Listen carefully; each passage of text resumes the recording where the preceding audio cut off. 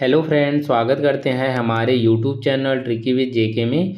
Friends, आज का हमारा टॉपिक है भारतीय संविधान के भाग 4 और 4 क व भारतीय संसद के बारे में।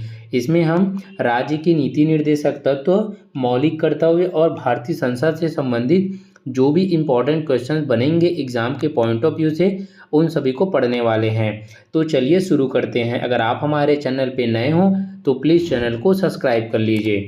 फ्रेंड्स, इसके पहले वाले वीडियो में हम भाग 1, 2 और 3 के बारे में पढ़े हैं। अगर आप वो वीडियो नहीं देखे हैं तो वीडियो का लिंक डिस्क्रिप्शन में डाल दिया गया है, वहाँ से जाकर के आप देख सकते हैं। तो चलिए शुरू करते हैं हमारे आज के वीडियो को।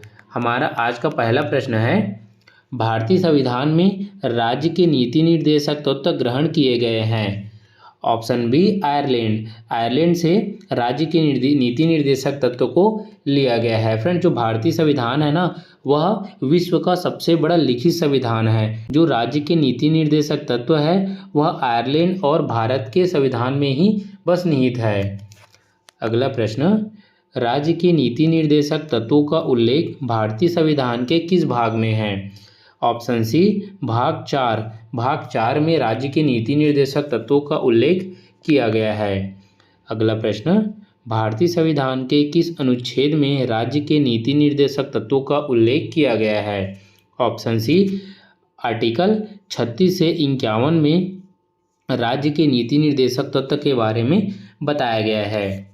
अगला प्रश्न, संविधान का वह कौन सा भाग है जो संविधान के निर्माताओं के मस्तिष्क और उद्देश्यों का प्रतिबिंब कहलाता है? ऑप्शन सी राज्य के नीति निर्देशक तत्व। अगला प्रश्न, राज्य के नीति निर्देशक तत्व किन किन प्रकार के सिद्धांत अंतर्निहित है? राइट आंसर है उपर्युक्त सभी। आर्थिक, सामाजिक और प्रशासनिक, यह तीनों सिद्धांत जो है वो राज्य के नीति निर्देशक तत्व के अंतर्गत आता है। अगला प्रश्न, भारतीय संविधान में राज्य के नीति निर्देशक सिद्धांतों को शामिल करने के पीछे मुख्य उद्देश्य क्या था? ऑप्शन ए कल्याणकारी राज्य की स्थापना करना। राज्य के नीति निर्देशक तत्व को भारतीय संविधान में समाहित करने का एक मुख्य उद्देश्य था। अगला प्रश्न, किसने नीति निर्देशक सिद्धांतों को बैंक के सुविधानुसार दे उत्तर दिनांकित चेक कहा है? ऑप्शन डी के टी शाह ने यह कहा है। अगला प्रश्न, किस संवैधानिक संशोधन अधिनियम ने राज्य के नीति निर्देशक तत्वों को मौलिक अधिकारों की अपेक्षा अधिक प्रभावशाली बनाया है? ऑप्शन ए 42वां संवैधानिक संशोधन 1976। अगला प्रश्न, संविधान में कल्याणकारी राज्यों का आदेश दिया जाता है? ऑप्शन सी नीति निर्देशक तत्वों में। अगला प्रश्न, नीति निर्देशक सिद्धांत क्या है? ऑप्शन बी वाक योग्य नहीं है। जो नीति निर्देशक तत्व है वह वाद योग्य नहीं है। अगला प्रश्न, मौलिक अधिकार एवं राज्य के नीति निर्देशक तत्वों के विषय में कौन सा कथन सही है? ऑप्शन ए वे एक दूसरे के पूरक है। जो मौलिक अधिकार और राज्य के नीति निर्देशक तत्व है वह एक दूसरे के पूरक है। ओके फ्रेंड्स, अगला प्रश्न, भारत के संविधान में अंतर्राष्ट्रीय सुरक्षा को प्रोत्साहन देना सन्निहित है? ऑप्शन बी राज्य के नीति निर्देशक तत्व में। अगला प्रश्न, संविधान में अंतर्राष्ट्रीय सुरक्षा को प्रोत्साहन देना सन्निहित है? ऑप्शन बी राज्य के नीति निर्देशक तत्व में। अगला प्रश्न, भारतीय संविधान के निम्नोक्त भागों में से किस एक भाग में न्यायपालिका और कार्यपालिका के पृथक्य प्रावधान है? राइट आंसर है ऑप्शन सी राज्य की नीति निर्देशक सिद्धांत में। अगला प्रश्न, संविधान का कौन सा अंश भारत के नागरिकों को आर्थिक न्याय देने प्रदान करने का संकेत करता है? ऑप्शन ए राज्य के नीति निर्देशक तत्व में। अगला प्रश्न, राज्य के नीति निर्देशक तत्वों में क्या शामिल है जो मौलिक अधिकार में नहीं है? ऑप्शन डी कुटीर उद्योग को प्रोत्साहन देना, यह मौलिक अधिकार में सम्मिलित नहीं है। राज्य के नीति निर्देशक तत्व नहीं है। ऑप्शन ए वैज्ञानिक मनोभाव के विकास का, यह जो है वो राज्य के नीति निर्देशक तत्व में समाहित नहीं है। अगला प्रश्न, नीति निर्देशक तत्व का महत्व किसके लिए है? ऑप्शन बी राज्य के लिए। अगला प्रश्न, संविधान के किस राज्य में समान नागरिक संहिता लागू नहीं है?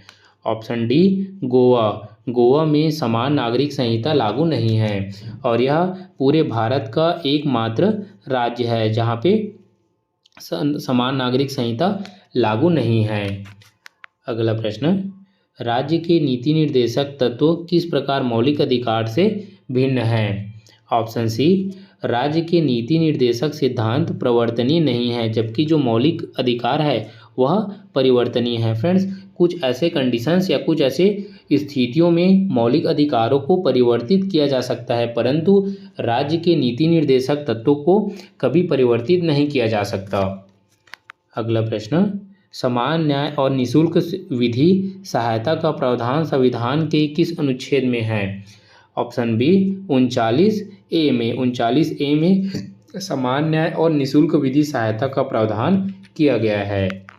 अगला प्रश्न, भारतीय संविधान के भारतीय नागरिकों के एक समान सिविल संहिता प्राप्त करने की बात कही गई है। ऑप्शन बी अनुच्छेद 44 में। अनुच्छेद 44 में समान सिविल संहिता प्राप्त करने की बात कही गई है। अगला प्रश्न, भारत के संविधान के अनुच्छेद 49 में क्या प्रावधान किया गया है? ऑप्शन डी स्मारकों एवं स्थानों तथा प्राकृतिक महत्व की वस्तुओं का संरक्षण करना, यह आर्टिकल 49 में कहा गया है। अगला प्रश्न, कौन सा राज्य नीति निर्देशक सिद्धांतों में सम्मिलित नहीं है? ऑप्शन ए सूचना का अधिकार। अगला प्रश्न, इनमें से कौन सा ये अधिकार है, ठीक है फ्रेंड्स, राज्य को काट लेना, ये अधिकार है। कौन सा अधिकार राज्य के नीति निर्देशक तत्व में सम्मिलित नहीं है? ऑप्शन डी सूचना का अधिकार, यह राज्य के नीति निर्देशक तत्व में सम्मिलित नहीं है। अगला प्रश्न, किस समिति ने मौलिक कर्तव्यों को शामिल करने की अनुशंसा की थी? ऑप्शन डी सरदार स्वर्ण सिंह समिति। सरदार स्वर्ण सिंह समिति के अनुशंसा पर मौलिक कर्तव्यों को शामिल करने की अनुशंसा की गई थी। अगला प्रश्न, मौलिक कर्तव्यों को निर्धारित किया गया। ऑप्शन सी 42वें संविधान संशोधन के द्वारा। 42वें संविधान संशोधन के द्वारा मौलिक कर्तव्यों को भारतीय संविधान के भाग 4 में जोड़ा गया। अगला प्रश्न, 42वें संशोधन के 10 आचार आदर्शों को किस नाम से जाना जाता है? ऑप्शन डी मौलिक कर्तव्य। अगला प्रश्न, भारत के संविधान का कौन सा भाग मौलिक कर्तव्यों को दर्शाता है? ऑप्शन बी भाग 4A जो है वो मौलिक कर्तव्यों को दर्शाता है। अगला प्रश्न, किस अनुच्छेद में मौलिक कर्तव्यों को चर्चा की गई है? ऑप्शन ए 51A में। 51A में मौलिक कर्तव्यों के बारे में बताया गया है। अगला प्रश्न, संविधान में 11वां मौलिक कर्तव्य किस वर्ष जोड़ा गया था? तो यह जोड़ा गया था 2002 में। कब? 2002 में 2002 में 11वां मौलिक कर्तव्यों को भारतीय संविधान में जोड़ा गया था। जब प्रारंभिक में भारतीय संविधान जोड़ा गया उस समय पे इसकी संख्या 10 थी। अगला प्रश्न, संविधान में उल्लिखित मौलिक कर्तव्य किसके लिए है? ऑप्शन बी सभी नागरिकों के लिए। जो मौलिक कर्तव्य है वह सभी नागरिकों के लिए हैं भारत देश के। अगला प्रश्न, कौन सा एक मौलिक कर्तव्य नहीं है? ऑप्शन डी करों की अदायगी। करों की अदायगी जो है वो मौलिक कर्तव्य नहीं है। अगला प्रश्न, कौन सा मौलिक कर्तव्य नहीं है? ऑप्शन बी राष्ट्रीय उद्यमों का संरक्षण करना। ऐसे प्रश्नों का आंसर आप तभी दे पाएंगे जब आपको पूरे 11 मौलिक कर्तव्य याद हो। अगला प्रश्न, भारत के संविधान के अनुसार भारतीय नागरिकों के मौलिक कर्तव्य निम्नलिखित में से क्या है? ऑप्शन डी उपर्युक्त राष्ट्रगान और ध्वज आदि का सम्मान करना, वैज्ञानिक प्रवृत्ति का विकास, राष्ट्रीय एवं सांस्कृतिक विरासत का संरक्षण करना, यह सभी भारतीय नागरिकों के मौलिक कर्तव्य है। अगला प्रश्न, भारतीय संविधान में मूल कर्तव्य कब समाविष्ट किए गए? Option D 1976। 1976 को 42वें संविधान संशोधन के तहत मौलिक कर्तव्य को भारतीय संविधान के भाग 4A में जोड़ा गया। अगला प्रश्न, वर्तमान में कुल कितने मौलिक कर्तव्य का उल्लेख है? Option C 11। फ्रेंड्स, वर्तमान समय में मौलिक कर्तव्यों की संख्या है 11। जब प्रारंभ में मौलिक कर्तव्यों को जोड़ा गया था उस समय पर इसकी संख्या 10 थी। अगला प्रश्न, भारत के संघीय व्यवस्थापिका को किस नाम से जाना जाता है? ऑप्शन डी संसद। अगला प्रश्न, भारतीय संसद कितने सदन है? तो राइट आंसर है 2, ऑप्शन बी। फ्रेंड्स, वीडियो पसंद आ रहा होगा तो प्लीज़ वीडियो को लाइक करें और हमारे वीडियो में यूं ही अंत तक बने रहिए। इसमें इन तीनों टॉपिक से रिलेटेड जो भी इम्पॉर्टेंट क्वेश्चंस बनेंगे एग्ज़ाम के पॉइंट ऑफ व्यू से, उन सभी को हम बता रहे हैं। अगर आप यह वीडियो देख लिए तो इस टॉपिक से बनने वाले जो भी प्रश्न होंगे वो आपसे नहीं छूटेगा। अगला प्रश्न है, संसद के किस सदन का प्रतिनिधि सभा भी कहा जाता है? Option A Lok Sabha. लोकसभा को प्रतिनिधि सभा भी कहा जाता है। अगला प्रश्न, संसद का स्थायी सदन किसे कहा जाता है? Option B Rajya Sabha. राज्यसभा को संसद का स्थायी सदन कहा जाता है। कौन संसद का अनन्य भाग नहीं है? ऑप्शन बी उपराष्ट्रपति। उपराष्ट्रपति संसद का भाग नहीं है। बाकी राष्ट्रपति, लोकसभा और राज्यसभा यह तीनों संसद का भाग है। अगला प्रश्न, संसद के कितने अंग हैं? Option B 3। कितने अंग हैं? 3। राष्ट्रपति, लोकसभा और राज्यसभा यह तीनों संसद के 3 अंग हैं। अगला प्रश्न, कथनों में से कौन सा कथन असत्य है?